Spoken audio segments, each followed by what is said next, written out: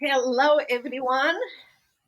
I hope you have a wonderful day today, and we are so happy for you to come to our podcast, Courageous Leadership with Virginia Prodan. We are here to train you to live a life of significance and success, and that is possible in the power of Jesus Christ.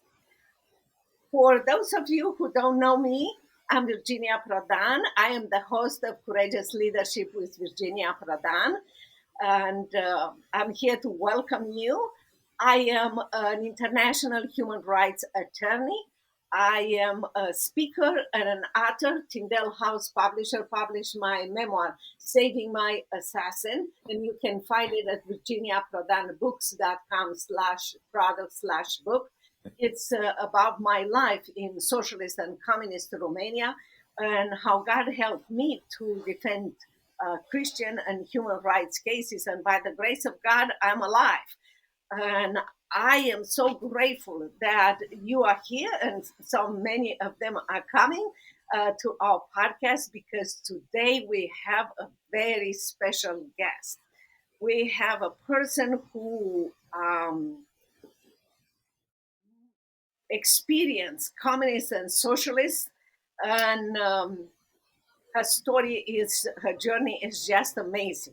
Her name is Janice Trey. She is her story starts from Chinese labor king to the American successful story and dream. She's a powerful voice against communists. She is a champion of free press and traditional values. She is the CEO of the Epoch Times and NTD TV, and she graduated from University of Texas in Austin and Harvard Business School.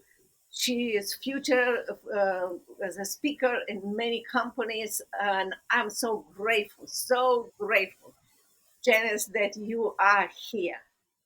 Well, thank you so much, Virginia, for having me on your program, and thank you for your work and your commitments to really bring religious liberty to all.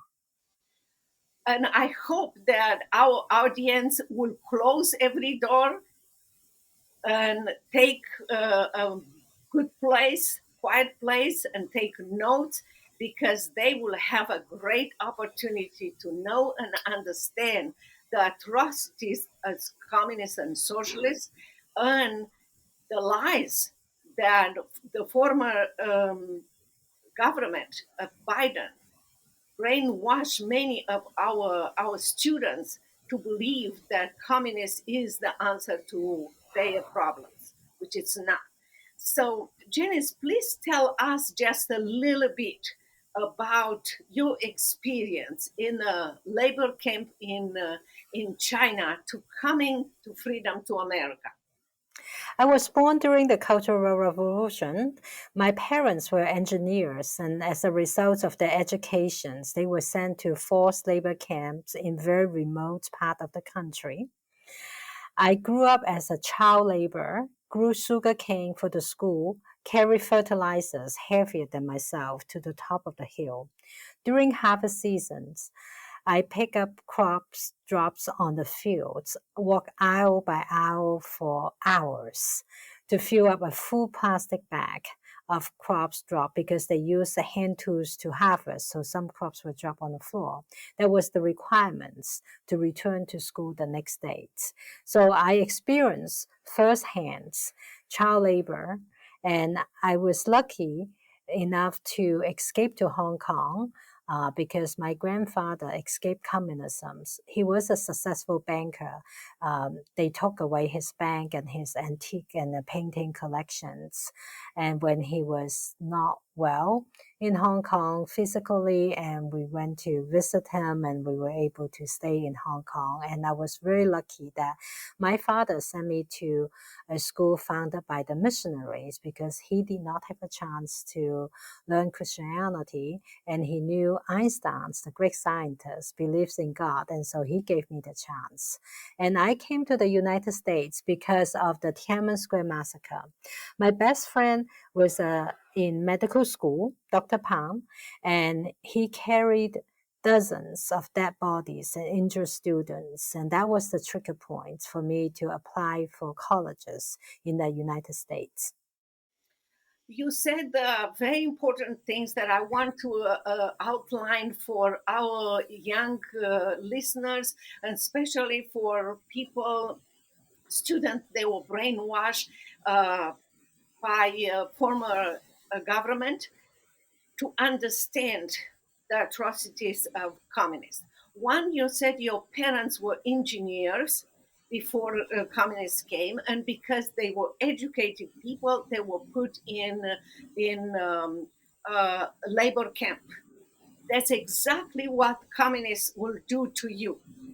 You are educated as a student, as a person, you are a danger to communists, and they will persecute you first. Do not believe the lies that they are saying to you. The second thing that you said is this, and I experienced that in communist Romania too. The second thing that you said is that you experienced the work, the camp work, and that you were forced to turn to school and everything. In Romania, I experienced that there was not called labor camp; it was called voluntary camp. Hmm. So before we were allowed to go to school, some days of our school days, we will line up at school in working clothes, and we were taking by bus to collect things from the farms that belonged to the government, and we were not paid, we were not doing anything. If you miss school, that will be okay, but if you miss those camp days, you would, and your parents will be in big trouble. The third thing that you said, and I want people in America who never experienced socialism and communists to pay attention, is this: and the socialists and communists, you do not choose your education. When communists and socialists come to China, to Romania, or if we're allowed to come to America, the government decides your profession. In my book, Saving My Assassin, I explained there is a chapter where I explain the three things that the government was looking in my file in order to allow me to go to law school. I didn't know at that time, but that's what they were doing. The first thing they were looking was to see if my parents ever organized a revolt against the socialists or communists. The second one was if my parents were ever reported by their own children to the government if they said something negative in our home against the government or the dictator. And the third one, if my parents were Christians. And my parents were not Christians, so I passed all the tests, and I was allowed to go to law school because they believe that not having those things, I will be loyal to government. I was loyal to truth and freedom, like you, Jan. Well, thank you. Let me elaborate a bit for the audience. So, since 1949, communism came to China. First, the communist leader mobilized the farmers, promised redistribute the land to them. That's where the revolution started. However, the lands were never given back to the farmers. They took away from the landlords and the industrialists, and it was in the hands of communist leaders. And then they started food rationings. Many people die of hunger. So when your survival all depend on the Communist parties, you will self-silence. And then next wave was between 1966 to 76, 10 years of cultural revolutions. Educated people are being persecuted or sent to labor camps to do things that was none of their profession. And or at the same time, they also burn books, they destroy historical architectures like the Confucius statues and temples they burnt, and so on and so forth. And then 1989, I think all of you remember, students stood in front of the Tiananmen squares, and they were persecuted. The tank rollouts. It was the same periods when the Berlin Wall came down in 1989. The Eastern Europe changed from communistic to new communist states, and the Red Curtain of Russia came down. China took a different path because Jiang Zemin at the time was mayor of Shanghai. He was too successful in crack down the student movement in Shanghai that people only knew about Beijing. And as a result, he was promoted from a mayor to the head of communist parties nationwide. He was known as the Chinese Hitler with the bloody hands. He rose to power through bloody hands. He was the one who started the persecution on Falun Gong since July 1999. Falun Gong practiced truthfulness, compassion, tolerance. Those are universal values.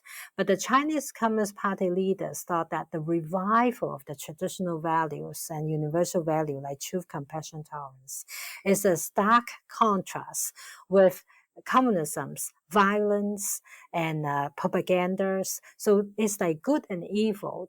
Evil will not want good to exist.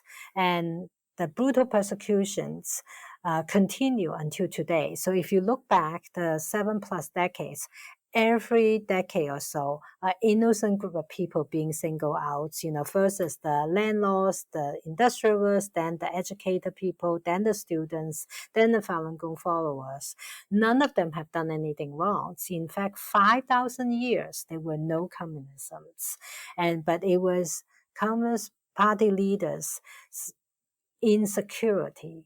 And they also see it as a money-making opportunity to kill Falun Gong practitioners on demand for organ transplants, because there's a worldwide shortage for organ sources. Because to match your organs, not only the blood type match, you need the tissue type match. So you need large number of people in a pool in order to do the matching. But in China, there's no real donation systems for matching. Red Cross tried many years, was unsuccessful because people believe in reincarnation. They don't want missing pieces, for the next life. And Falun Gong practitioners, they do 5 gentle exercises, including the meditations. They're known as the healthiest group, and they also they don't drink, they don't smoke. So no one want a smoker's lung, and no one want a alcoholic person's liver. And there have been 4 or 5 major health surveys, each with more than 10,000 sample cases on Falun Gong practitioners. And the reported results on the health surveys have been 96 to 98% improvement in physical health, mental health, and their concentrations and the well-beings. And so they kill Falun Gong practitioners on demand when they were alive. And so that's known as fresh organs have a better chance of, for the organ recipients. And so this need to stop. I am amazed how the communist system works, and they use the same system. You're talking about hunger under communists. I remember in Romania, we had a number of eggs or a number of bottle of milk, small bottle of milk a month. It was a ration. You couldn't have more than that, and we were so hungry and so skinny. And the dictator will say to American people, "Oh, we take care of our people. We don't want them to be overweight like in America."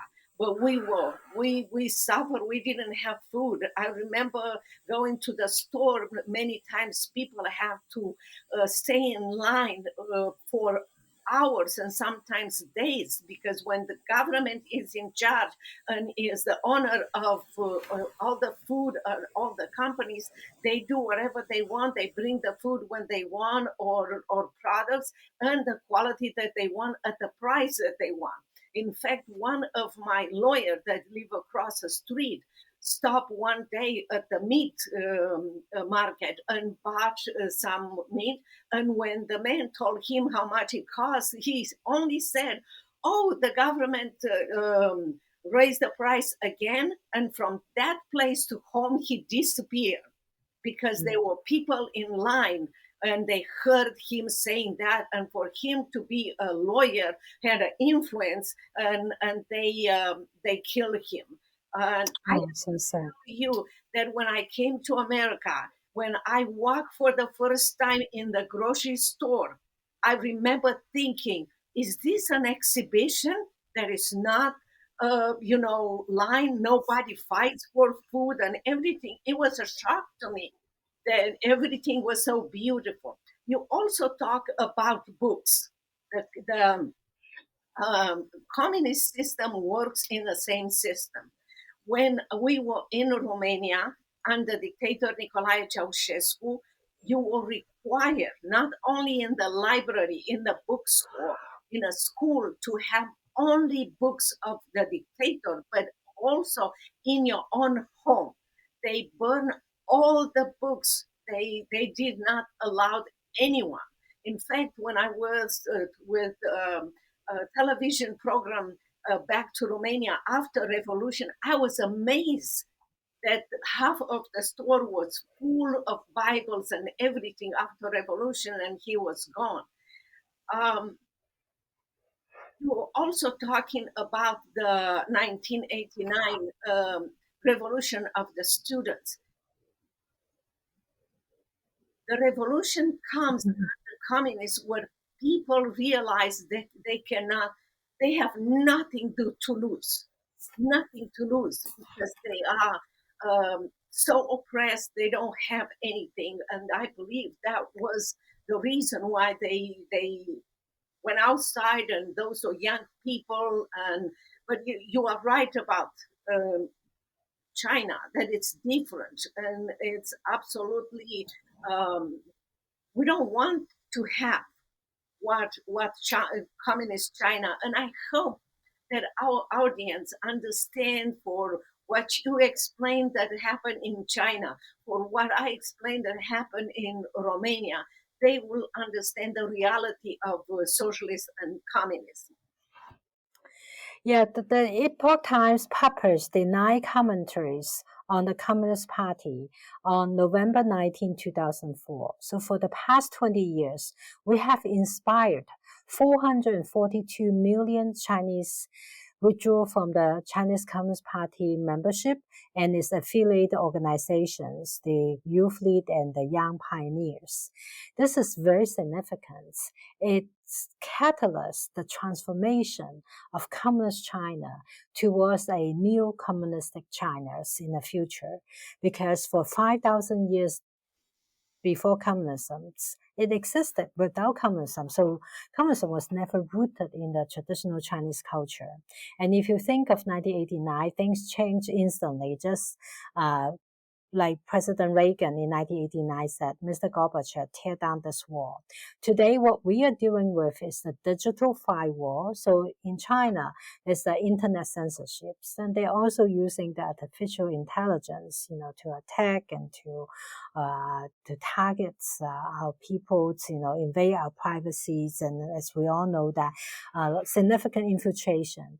In fact, the People Liberation Armies back in 2003 have published that they are waging 3 wars. One is a legal warfare, another one is opinion warfare. They use legacy media, and then the third one is a psychological warfare. And so they constantly put people to live under terror. If you look at, they first targeted the industrials and the landlords, then targeted the educated one, targeted the student, targeted the Falun Gongs, and create that terror. So people live under terror, and then they self-censor, and they don't want people to speak up. And that's why the role of media play a very crucial role.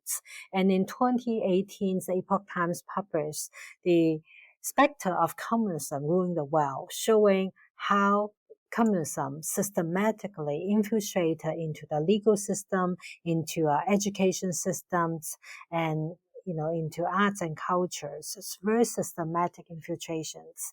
And today, I would say we need to watch out on the transnational repressions. In fact, Xi Jinping specifically ordered more than 2 years ago to export the persecution to foreign soil, to American society and then to other countries outside China's, because Xi Jinping did not want people to know about the persecution that he continued on, and he's trying to crush down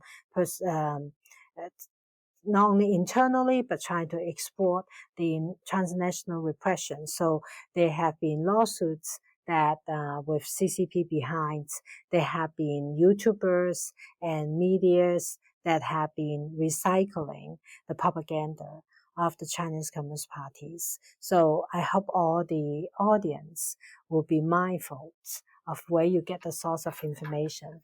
So let me share a little bit about Epoch Times. It was founded a quarter century ago because Chinese Americans, many of those with PhD degrees, and they saw a gap in terms of people understanding about what's going on in China, and Chinese people want to know what's going on outside China, but because of all the internet blockage and books and cannot ship into China, if you any of the publications with a bit more sensitive information, they will stop at the costume, right? So it started right there, but it grew over time. Now Epoch Times is published in 22 languages in 35 countries and regions, and we have reporters around the world. We've been giving a voice to the voiceless, and people inside China, they use our affiliated anti-censorship tools, free gates and UltraSurf to assess our content. So we are pleased to help the Chinese make a change. Wow, that is wonderful. You said one thing about President Ronald Reagan, who said, "Tear that wall down." I had the honor and the privilege when I came to United States of America to go to the White House. I was invited and I met President Ronald Reagan, and he Wow. is one of my hero. But he is my hero because as an American president, he knew socialists and dictators more than anyone else. So for that reason, I always said, and I'm glad that our current president understand the Chinese dictator and other dictators, because in our action as Americans, we have to know our enemies. We have to know our spiritual enemy, the evil one, and how he works and how he tries to trick us and so forth. And we need to know our enemies like Chinese and other communist people. So that is important for our leaders at any level to know and understand our people, our enemies or our adversary. You mentioned also, and I believe this is very important. You outlined so beautifully that people under communists live under terror every single time in their life. They don't know if they will be picked up, if somebody will um, tell the governments a lie about them and so forth. You have to understand, and I'm referring to our audience that think that socialists and communists is wonderful. You have the freedom. I signed my memoir with the words "Freedom is precious" because I did experience life without freedom, and I want you to understand from what Janice Trey is telling you, and what we both are trying to tell you, that communist is, I call, a land of lies and a prison land, because government lies to you, has so much power that if you don't repeat the lies, you will be put in a labor camp or killed, and you will live in terror. Why don't you like to live in freedom? Capitalism. America gives you an opportunity to live under freedom. And you explained, Janice, in such an amazing way the contrast between, living under communists and living under freedom. And I want to thank you so very much for coming to our podcast and sharing your amazing values that I hope my our audience will take into consideration. Thank you so much, Virginia, for having me on your show. And for audience who are less familiar with us, subscribe to the Epoch Times. We are nonprofit 501c3 organizations. The great majority of our funding came from subscriptions, meaning you as the readers is our key stakeholder, and we only answer to you. We are not subject to any governments or any wealthy billionaires' agendas, and to preserve traditional journalisms, report truth, and accurately and courageously is really important to us. And then for NTD TV, besides the news coverage, we also sponsor a night competition on classical values and classical culture, from traditional martial arts to vocal competitions to piano competitions to dance. And so, check us out. I think you will find it really inspiring information. And then I hope all of you will speak up and also, explore. One thing, if you all want to learn about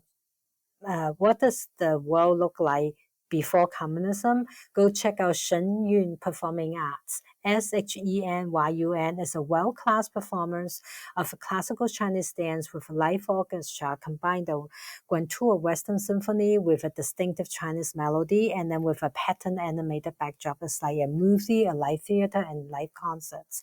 I introduced that to Kate Blanchard, and she described it as an extraordinary experience, exquisitely beautiful.